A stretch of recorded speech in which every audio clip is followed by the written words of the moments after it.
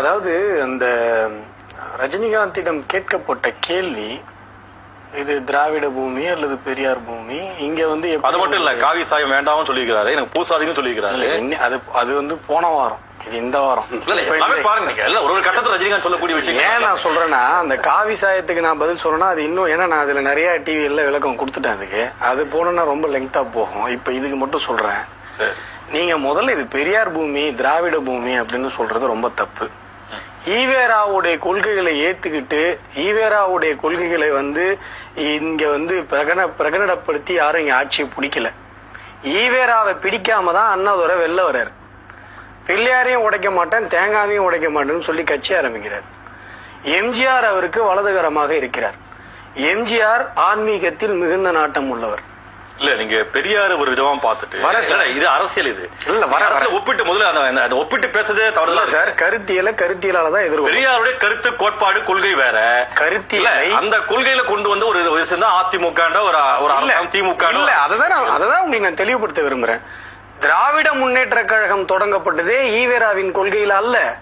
நீங்க பெரியாரையும் பிள்ளையாரையும் உடைக்க மாட்டேன், பிள்ளையார உடைக்க மாட்டேன்னாலே ஈவேராவில இருந்து டிவியேட் ஆகி தான் வராங்க. சார், என்னுடைய பாஜக கட்சியில இருக்கிறீங்க, என்னுடைய கருத்து உங்களுக்கு பாஜக கட்சியில இருக்கிறீங்க. இல்ல, பெரியார் கொள்கைக்கும் திமுகவுக்கும் இது இப்படிதான் இருக்கும் நீங்க எப்படி சொல்ல முடியும்? அது உங்களுடைய பார்வை. நான் என்ன சொல்றேன், பிஜேபி பத்தி RSS பத்தி யார் வேணா என்ன வேணா சொல்லலாம். நான் திமுக பத்தி சொல்லலாம். கேள்வி சார், என்னுடைய கருத்து இது. நீங்க கேள்வி கேட்டீங்க, என்னுடைய கருத்தை நான் சொல்லிதான் தீருவேன். நீங்க குறுக்கிட்டதெல்லாம் அப்புறம். நீங்க அதுக்கப்புறம் எம்ஜிஆர் மக்கள் மனதில் நீங்காத ஒரு இடத்தில் அசைக்க முடியாத ஒரு சக்தியாக ஆட்சி புரிகிறார். அவர் ஆன்மீகத்தில் நாட்டம் உள்ளவர். நீங்க அதுக்கப்புறம் எம்ஜிஆர் என்ற வார்த்தையை கேட்டாலே, அதாவது அண்ணாதுரைங்கிற வார்த்தையை கேட்டாலே மக்களுக்கு எம்ஜிஆர் ஞாபகம் வர ஆரம்பித்து விட்டது. ஏன்னா இதே கணின்னு அண்ணாதுரை சொல்றாரு. சரிங்களா? இப்ப கருணாநிதி அவர்கள் அரசியல் செய்வதற்கு அவருக்கு ஒரு தலைவர் தேவைப்பட்டார். அதனால அவர் ஈவேராவை பெரியாராக்கி அவர் எடுத்து வச்சுக்கிட்டார். இதுதான் உண்மை. நீங்க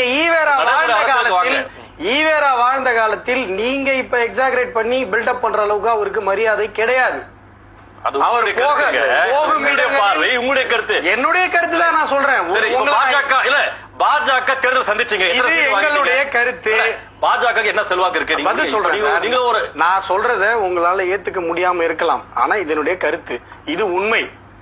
ஆழ்ந்து யோசித்து பார்த்தால் இந்த உண்மை தெரியும். கருணாநிதி அவர்களுக்கு சொல்லிக் கொள்வதற்கு ஒரு தலைவர் இல்லை என்பதற்காக இட்டு கட்டி பெரியாராக ஆக்கப்பட்டவர் ஈவேரா.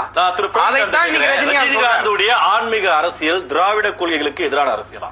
திராவிட கொள்கைகள், பெரியாருடைய கொள்கை நிலைப்பாட்டுக்கு எதிரான அரசியல் இல்ல சார். ஈவேராவை பத்தி பேசும்போது அவர் வெறும் தமிழ் மட்டும் சொல்ல